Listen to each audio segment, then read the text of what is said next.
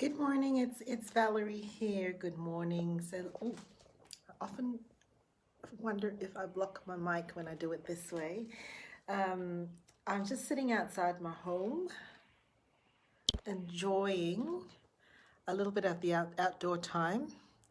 That's my breakfast. It's peanut butter, a bit of maple syrup, and walnuts. And I started my sensory station concepts at home.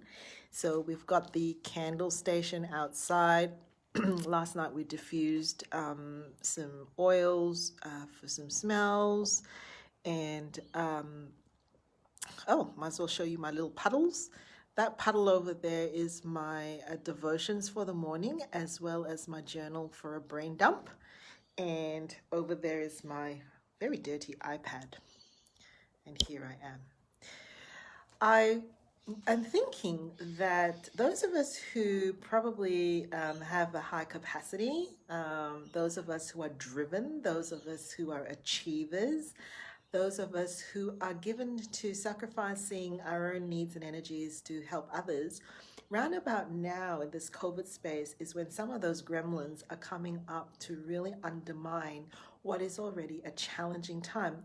And some of us are going to be struggling with pride. Yeah, I know I am. The pride of actually thinking that, hang on, wait a minute, but I was built for times like this, right? I'm a tank when it comes to crisis. This is my MO. I'm going to be fine. The thing is, those gremlins are running around in your head, pushing you to actually undermine the very things that you can rely on during these times. And that's where I'm at the moment. I'm actually recognizing that the gremlins are running around in my own head. I'm telling myself things like a good business owner would do this, a good leader would do this, a good psychologist should do this, a good psychologist should know this, a good mother would do this, a good wife would do this, etc., etc., etc., etc., etc. It never ends. And the period of figuring out what to do and how to do life and stuff in the midst of all this chaos is dissipating now to give way to a thing of this could go on for a bit longer. We have no idea when this is going to finish.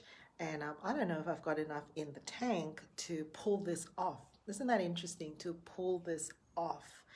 So yesterday I made the decision to take half a day off, and honestly felt like, good grief, is this really necessary? Do I really need this? Yes, I did. And this morning made the decision to push back one of my meetings to half an hour because I'm going to actually try to squeeze in an unhurried morning. Have you found that in the COVID space that your mind is actually much more hurried? There is like an anxious temperature to the things that we're doing. I wonder whether part of that is because some of us are trying to make the most of this time. Some of us are trying to do the best that we can. And some of us have been dealt with some multiple blows that have been tricky to navigate. And I decided that an unhurried morning and an unhurried presence is probably what's going to be needed for myself this week. Not sure whether this is the case with you. I'm just going back to basics, really. I haven't been actually giving myself the kind of nutrients that I probably require. I probably haven't been having a bunch of fruit this week, I've noticed. Started to reach much more for chocolates and things like that. And so I just wanted to leave you with a thought. Are there any meetings, if you're feeling the same way that I'm feeling, and let me tell you what's on my to-do list. I've still got to keep my eyes on the numbers during this time. It's a daily, weekly dose of looking at the higher order of our numbers as a business. I don't find joy in that. I would much rather do that on a monthly and quarterly basis. We're innovating some projects in the practice.